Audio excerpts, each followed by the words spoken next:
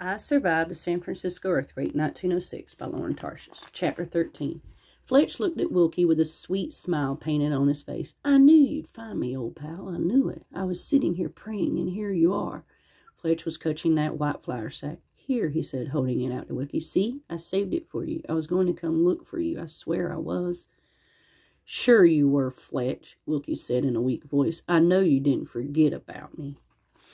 Leo and Morris looked at each other, unsure of what was happening. Did Wilkie really believe Fletch's lies? Was he going to join back up with him? Come on, Fletch asked. We can share with your new buddies, too, if that's what you want. Whatever you say, pal, whatever you say. I'll take care of you, Fletch, Wilkie said. His voice didn't sound weak anymore. Of course you will, Fletch said. We're a team, you and me. We take care of each other. Wilkie snatched a flour sack from Fletch. He handed it to Leo. Your gold is in there, he said. Take it. Sure, Fletch said. Sure thing. Let the kid have his gold back. We're all friends now. Leo rummaged through the sack. It was filled with money, bills and coins, watches, wallets. He found his gold nugget. It felt warm as though it had been in Papa's hand just moments before. He handed the flour sack back to Wilkie. Wilkie stepped back and stared at Fletch. You left me for dead, Wilkie said. No, Fletch cried. I was coming back for you. That's where I was headed, I swear. Leo could see the rage on Wilkie's face. It was as though the heat and fury of the fire had taken control of him. Wilkie grabbed a splintered piece of wood. He raised it up so it was over Fletch's head. Leo and Morris both leapt forward. No, Wilkie, they both shouted. They each grabbed one of Wilkie's massive arms. Wilkie shook them off like they were butterflies. He glared at Fletch, who was set to smash that wood over Fletch's head. But Morris moved so that he was between Fletch and Wilkie. We don't have time for this, Morris said in his matter-of-fact voice. We have to go.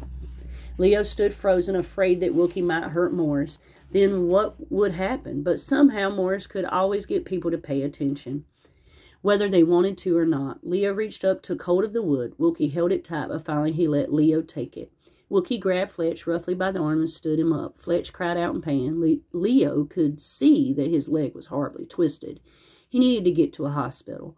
Wilkie didn't care. He dragged Fletch, yelling and limping, out into the street and tossed him onto the sidewalk. There were 2 policemen just up the street. Maybe they'll help you, Wilkie said, and then he spat on the ground and stormed away. Leo and Morris hurried after him. None of them looked back at Fletch. But they could hear his rasping cries echoing behind them. They'd walked just a few blocks when they passed a woman standing in front of a ruined, burning house. Her 4 little children were gathered around her, their clothes tattered and covered with ash.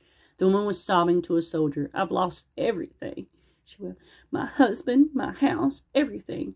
What will we do? What will become of me and my children? The soldier patted the woman's arm, but then moved on. Wilkie stopped short. He went to the woman without a word. He handed her the flour sack. Then he turned and hurried back to Leo and Morris. Leo could see that Wilkie's face had changed. The blazing look was gone. A peaceful look had come over him. He didn't look back at the woman, but Leo did. He watched her open the bag and look in. Leo knew he'd never forget the look of amazement on her face. With every hour they walked, they heard new fires, new neighbors destroyed. All the streets south of Market, Rincon Hill, downtown Chinatown, City Hall was gone. So was the library with its 1 million books. Morris got tears in his eyes when he heard that. Hundreds of little fires had joined together into huge firestorms that raced through the city. No neighborhood was safe, and so they just kept walking. Leo had never been so tired or thirsty. His entire body ached.